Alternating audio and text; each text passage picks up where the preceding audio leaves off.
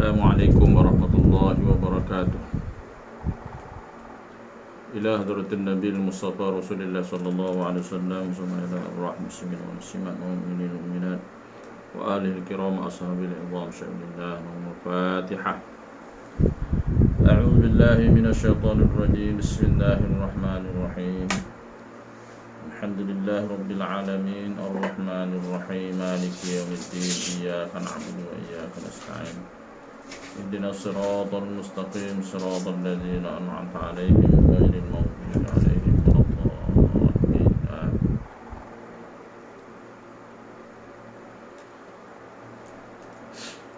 أعوذ بالله السميع العليم من الشيطان الرجيم. بسم الله الرحمن الرحيم. بسم الله ما شاء الله لا يسوق الخير إلا الله. بسم الله ما شاء الله لا يصرف السوء إلا الله. بسم الله ما شاء الله لا يأتي بالحسنة إلا الله. بسم الله ما شاء الله ما كان من نعمة فمن الله. بسم الله ما شاء الله ولا حول ولا قوة إلا بالله العلي العظيم.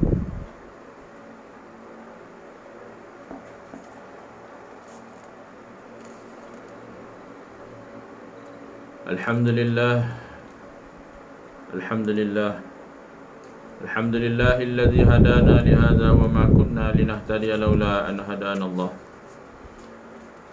أشهد أن لا إله إلا الله وحده لا شريك له وأشهد أن سيدنا محمدا عبده ورسوله أرسل رسوله بالهدى ودين الحق ليظهره على الدين كله وكفى بالله شهيدا. سبحانك لا علم لنا إلا ما علمتنا إنك أنت العليم الحكيم. وقال رب اشرح لي صدري ويسر لي أمري واحلل عقدة من لساني يفقهوا قولي. ولا حول ولا قوة إلا بالله العلي العظيم. اللهم رب يسر ولا تعسر يا كريم رب تمم بالخير. اللهم إنا نسألك علما نافعا ورزقا حلالا طيبا وعملا متقبلا. الصلاة والسلام عليك يا سيدي يا رسول الله. خذ بيدي قلت حيلتي أدركني.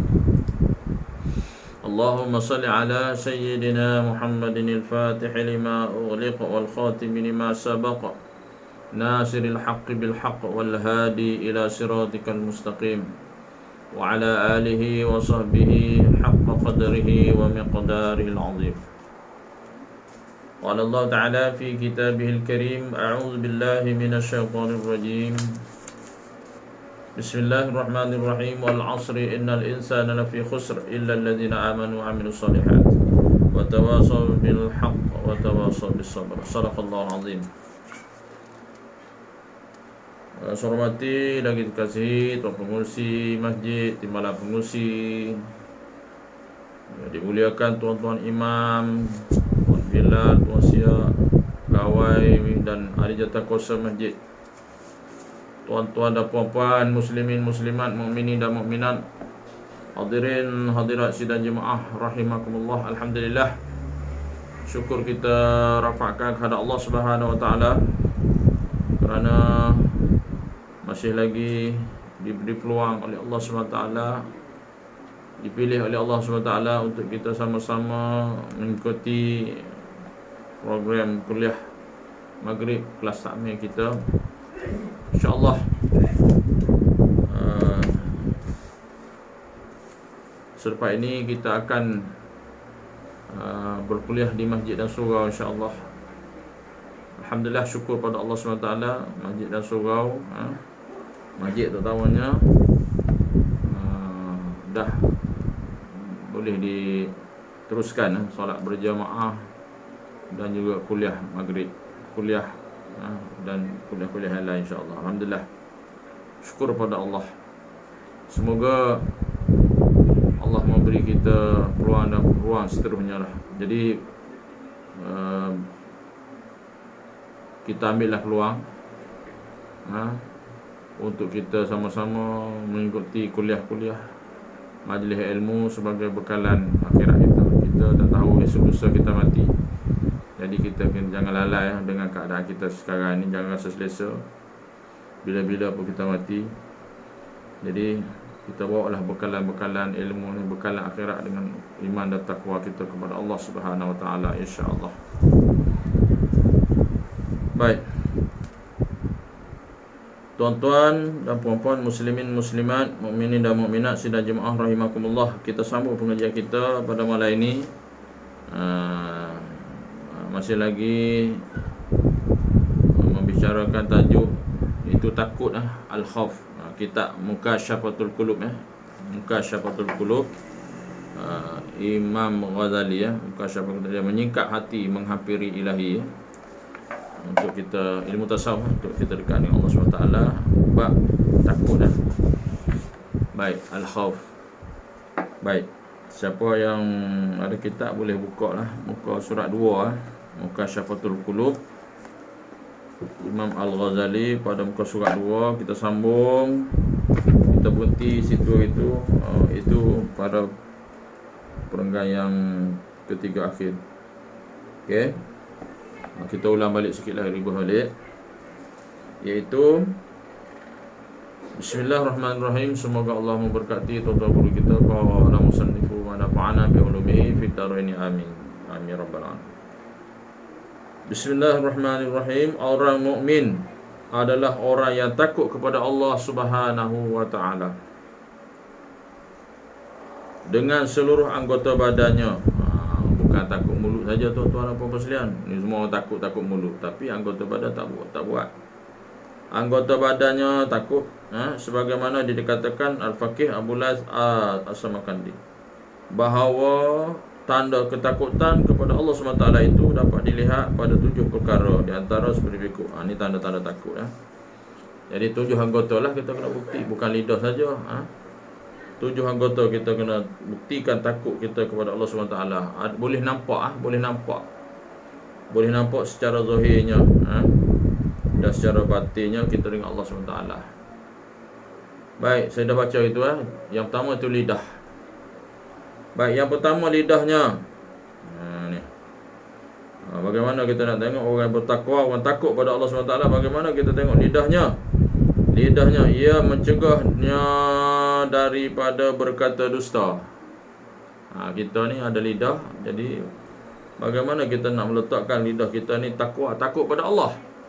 Jadi lidahnya kita jangan berkata dusta, mengumpat, memfitnah, menipu, dan daripada perkataan yang tidak berguna. Perkataan tidak berguna, perkataan yang sia-sia. Okay? Sebaliknya, lidah itu disibukkan dengan zikir kepada Allah. Allah bagi kita lidah untuk kita berzikir kepada Allah Subhanahu Wa Taala, membaca Al-Quran dan menghafal ilmu. Jadi kita sama-sama muhasabah diri kita. Agak-agak kita bercakap dengan Allah banyak ke bercakap dengan manusia banyak? Agak-agak kita ingat kepada Allah banyak ke manusia banyak? Sebab itulah kata ulama, kata guru kami, janganlah kita meletakkan dunia ni di hati, letaklah dunia di tangan. Akhirat di dalam hati. Baru kita menjadi orang yang bertakwa kepada Allah Subhanahu Wa Taala. Okay. Jaga lidah kita ni, adab pergaulan kita, jaga perhubungan kita, silaturahim kita, hubungan saudara mara kita, Okay.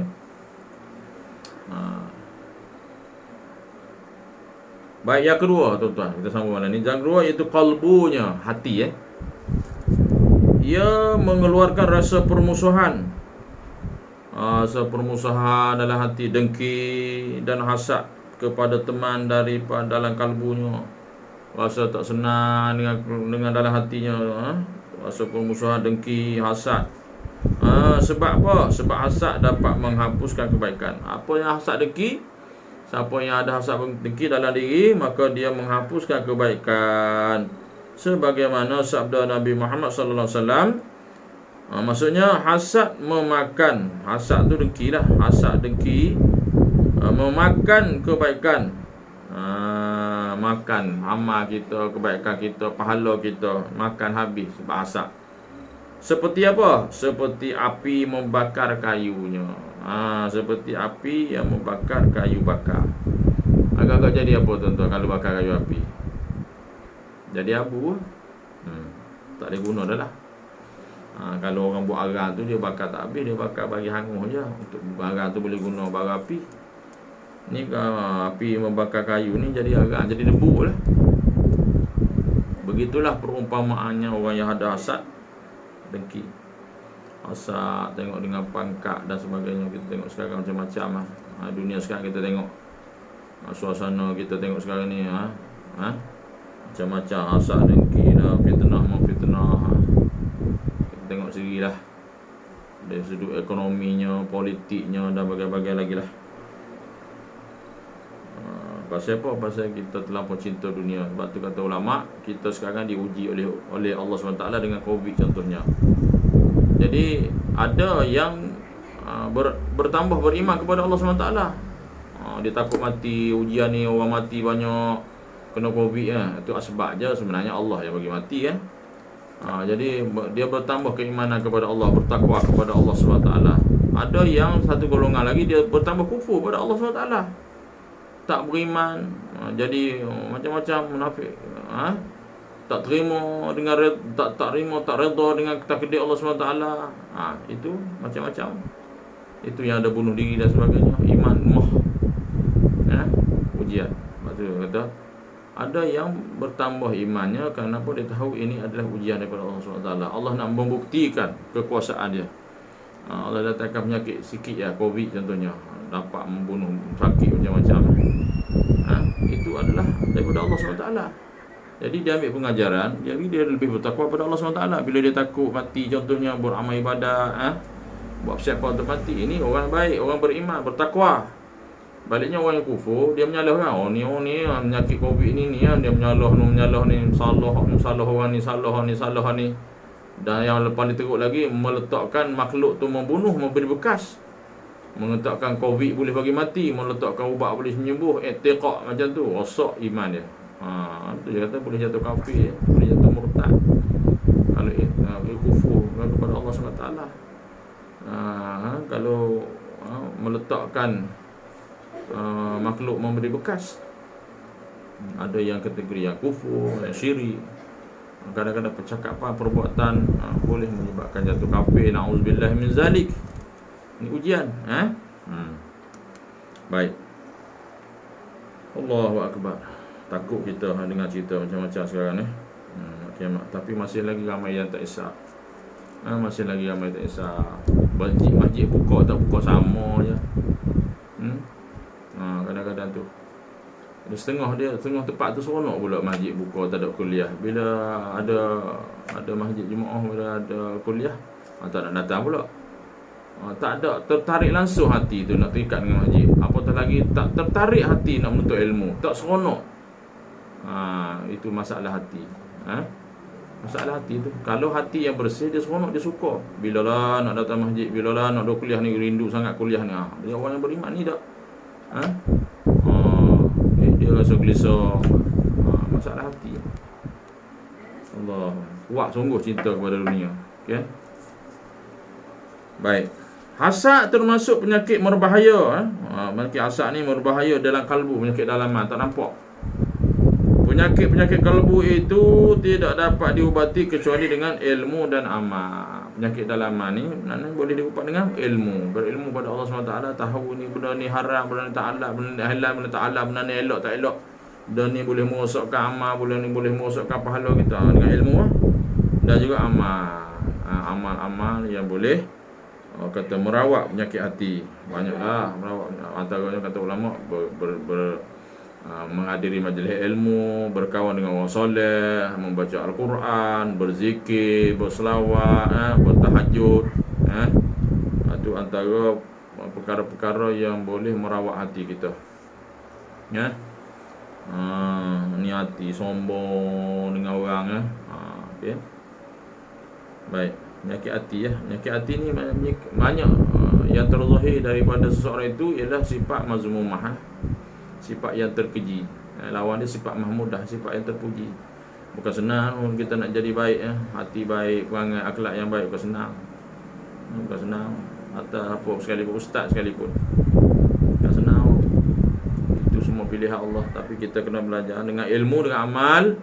Dengan ilmu yang kita ada, dengan amal kita ada, insya-Allah kalbu hati kita dapat diubati. Lepas tu ada kitab Qalbun Salim, penawar bagi hati, ya. Ada kitab penawar bagi hati, untuk merawat hati kita. Ilmu tasawuf ni dia adik-beradik dekat-dekat dengan ilmu tauhid dah. Tidak boleh dipisahkan. Baik, yang ketiga iaitu pandangan mata, pandangan ni. Tak bukti takwa kepada Allah SWT, takut kepada Allah SWT dengan pandangan. Ia tidak memandang makanan, minuman, pakaian dan sebagainya yang diharamkan. Dia tak takut. Mata dia beriman, dia nak jaga mata dia ni beriman. Orang nak jaga mata dia, mata yang bertakwa kepada Allah SWT.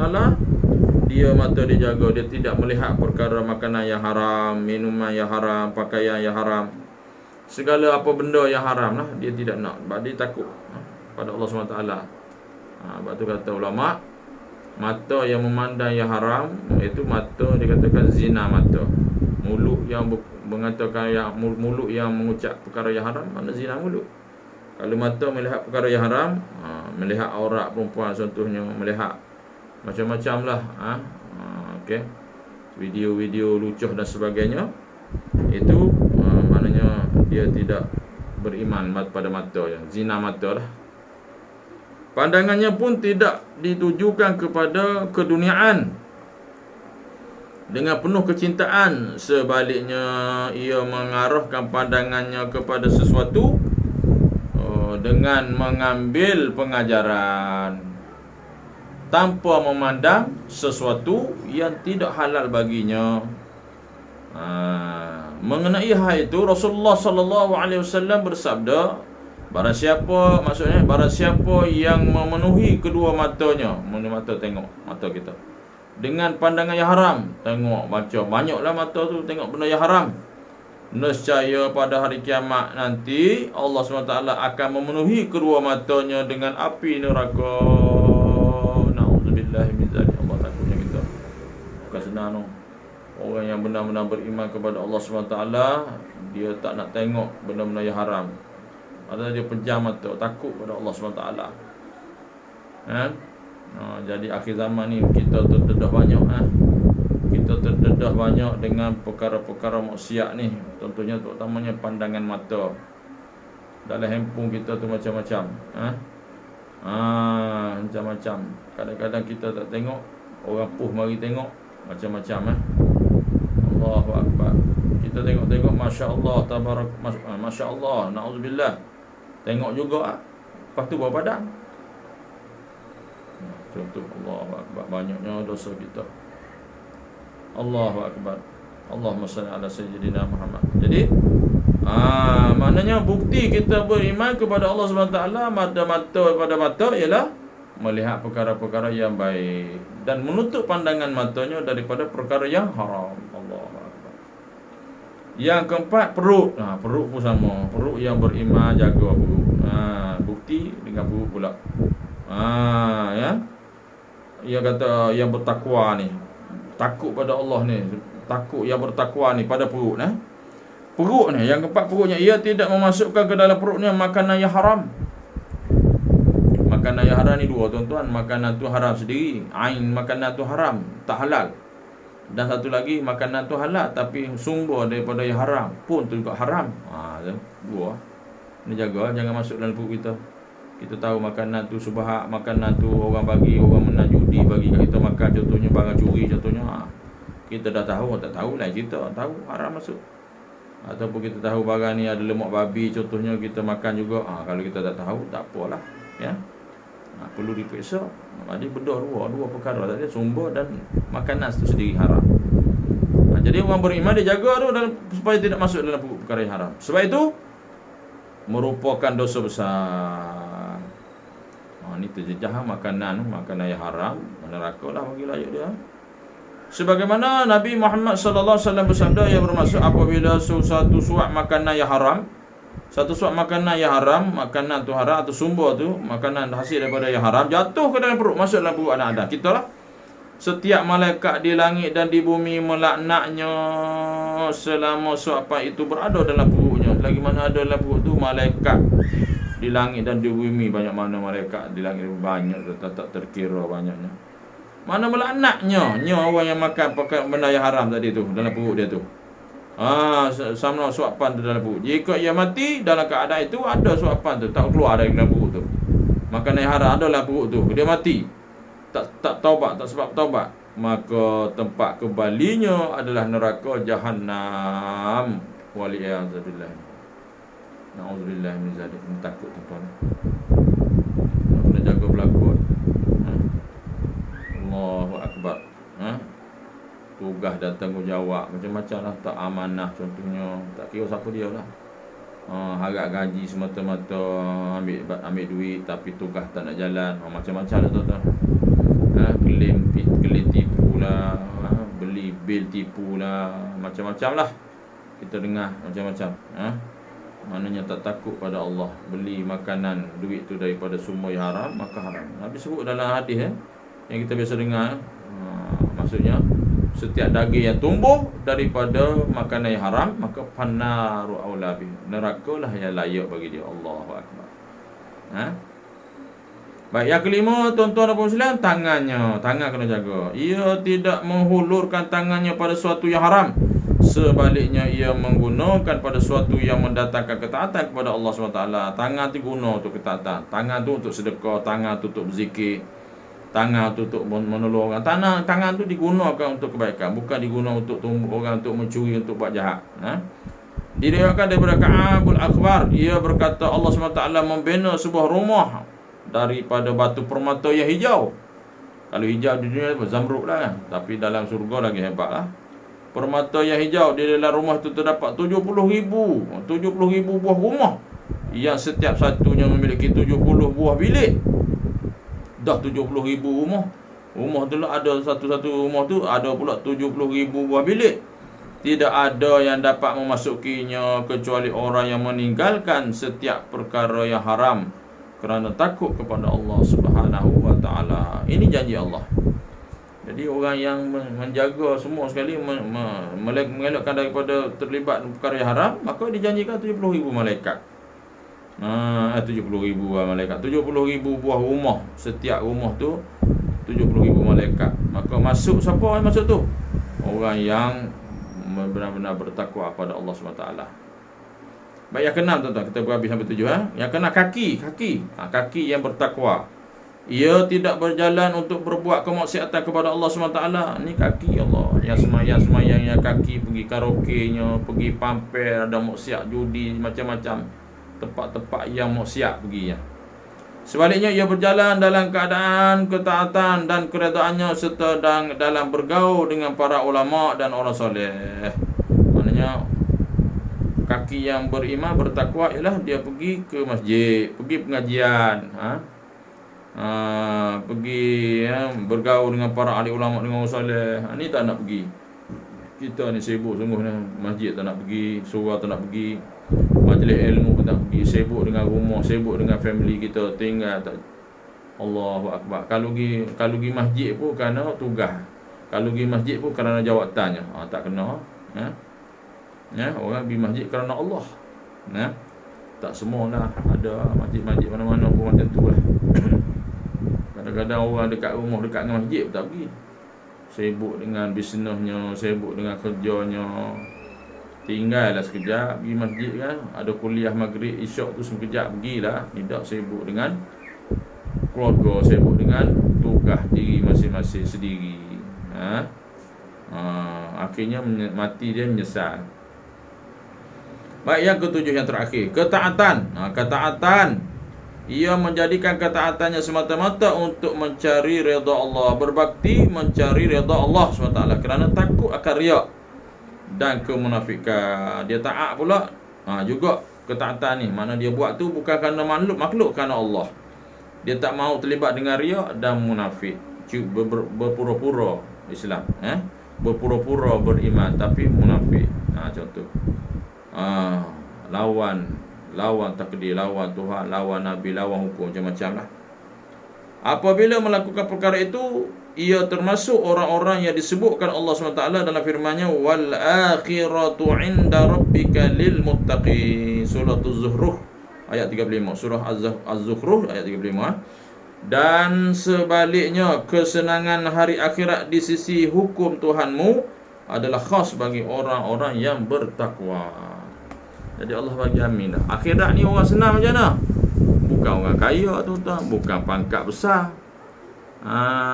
Ni ada pangkat megah dengan pangkat, ada jawatan megah dengan jawatan. Jauh sekali lah kita dengan Nabi, para sahabat tidak demikian tu. Jadi bagaimana nak melihat orang yang menang, orang yang senang di akhirat ialah orang yang benar-benar bertakwa kepada Allah Subhanahu wa taala. Sebagaimana firman Allah Subhanahu wa taala, a'udzu billahi minasyaitonir rajim, innal muttaqina fi jannatin wa 'uyun. Innal muttaqina fi jannatin wa 'uyun. Surah Al-Hijr ayat 45. Okey. Maksudnya, sesungguhnya orang-orang bertakwa adalah ditempatkan di dalam beberapa taman syurga dengan mata air terpancar padanya. Masya Allah, ini nikmat yang Allah janjikan dalam syurga, tuan-tuan. Allahu Akbar. Orang beriman, orang nampak dia buat ni. Kalau dia tak beriman, dia tak nampak benda gaib. Dia kira dunia, dia kira dunia lah. Dia kira seronok dunia lagi pada akhirat. Dia buat ilmu, buat apa pun dia buat, dia seronok dunia lagi pada akhirat. Ini bahaya.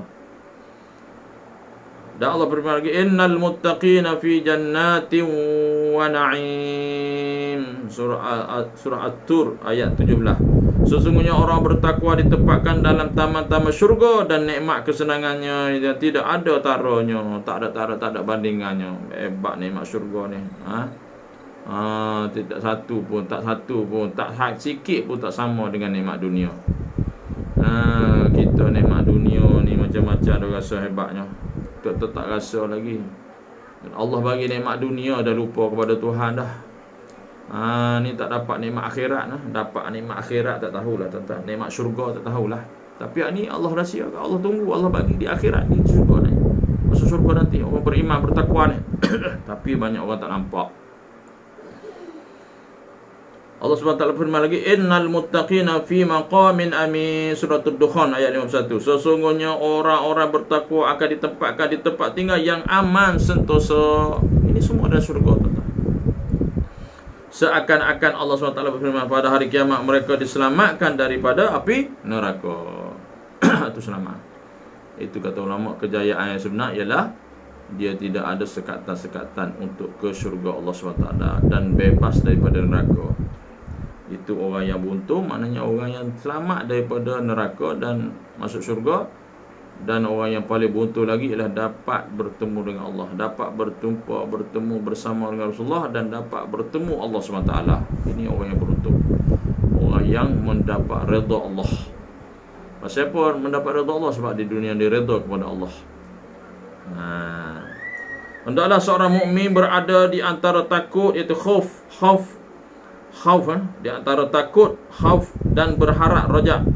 Ia selalu mengharapkan rahmat Allah SWT dan tidak berputus asa, sebagaimana Allah SWT firman, la taqnatu min rahmatillah. La taqnatu min rahmatillah. Janganlah kamu berputus asa daripada rahmat Allah SWT. Itu surah Az-Zumar. Jelah orang mukmin ni takut pada Allah ni. Orang mukmin ni dia ada dua. Satu takut, benar-benar takut pada Allah SWT. Yang kedua berharap, raja. Maknanya berharap apa? Agar Allah terima ibadat kita, Allah ampun dosa, selamat. Takut pada Allah, mengharapkan rahmat Allah, mengharapkan kasih sayang Allah, tidak berputus asa. Hendaklah seseorang mukmin menyembah Allah SWT, menghentikan segala perbuatan buruknya daripada dan bertaubat kepada Allah Subhanahu wa taala. Okey. Baik.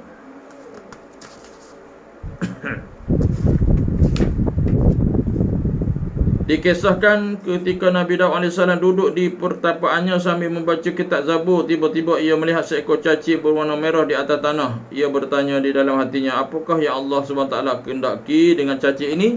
Ini kisah. Lantas Allah SWT memperkenankan cacing itu untuk boleh berkata-kata. Cacing itu berkata, wahai Nabi Allah, Tuhanku mengilhamkan kepadaku agar pada setiap siang hari aku mengucapkan Subhanallah, Subhanallah, Alhamdulillah, wa la ilaha illallah, wallahu akbar. Maha suci Allah, segala puji bagi Allah, tiada Tuhan selain Allah, Allah Maha Besar. Zikir bagus ni. 1000 kali. Sikit 1000 kali. Subhanallah, alhamdulillah, la ilaha illallah, Allahu akbar 1000 kali. Allah SWT pun mengilhamkan kepada aku agar pada setiap malam aku mengucapkannya. Cacik pun berzikir daripada Allah. Allahumma salli ala Muhammad an-nabiyil ummi wa ala alihi wa sahbihi wasallam. Ya Allah, limpahkanlah selawat dan salam kepada Nabi Muhammad sallallahu alaihi wasallam, keluarganya, pada sahabatnya 1000 kali. Selawat pada Nabi 1000 kali ya. Allahumma salli ala Muhammadin an-nabiyil ummi, lawat ummi ya. Lalu apakah yang anda ucapkan hingga aku dapat mengambil manfaat daripada anda? Nabi Daud alaihissalam menyesal kerana telah meremehkan cacing itu. Ia takut lantah bertaubat dan bertawakal kepada Allah Subhanahu wa taala. Ini kisah. Ketika Nabi Ibrahim al-Khalilullah alaihissalam mengingat kesalahannya, ia jatuh pingsan. Salah, dia rasa berdosa. Pingsan, takut sebenar pada Allah, takut, gemetar kalbunya, hatinya. Boleh didengar sejauh beberapa kilometer. Lalu Allah SWT mengutus Jibril AS kepadanya. Jibril AS menemuinya dan berkata, Zat yang maha perkasa menyampaikan salam kepada anda. Dan dia berkata, tidaklah aku melihat seorang takut kepada kekasihnya. Ya Jibril, apabila aku mengingat kesalahan dan memikirkan hukumannya, aku sering lupa kepada kekasihku. Jawab Ibrahim. Ini masalah kita macam itulah, lupa. Inilah keadaan para nabi, para wali, orang-orang soleh dan orang-orang zuhud. Oleh kerana itu, renungkanlah, tengok bagaimana mereka betul-betul takut pada Allah SWT, rugi tak beramal. Jadi takut pada Allah SWT sampai pingsan. Okey, bagaimana kita subuh-subuhlah kita sama-samalah kita benar-benar takut pada Allah SWT. Bila mati kita, maka orang yang mati dalam keadaan takut pada Allah, orang yang benar-benar redha kepada Allah, mendapat redha Allah, orang yang mendapat rahmat Allah SWT, maka insya-Allah dijaminkan syurga. Ya. Okay? Bukan kerana amalan kita masuk syurga, kerana Allah redha, Allah rahmat kita. Baik, sekadar itu saja tuan-tuan, insya-Allah. Okay? Insya-Allah kita akan sambung lagi akan datang. Okey. Saya mohon ampun dan maaf jika ada salah dan silap. Yang baik itu daripada Allah SWT. Yang lemah, yang kurang itu kelemahan kejadian saya sendiri. Kita tanggung balik kita dengan tasbih kafarah dan suratul asri. Subhanallah. Subhanakallahumma bihamdika asyhadu an la ilaha illa anta astaghfiruka wa atubu ilaik. Subhanakallahumma bihamdika asyhadu an la ilaha illa anta astaghfiruka. Subhanakallahumma bihamdika asyhadu an la ilaha illa anta astaghfiruka. Amin.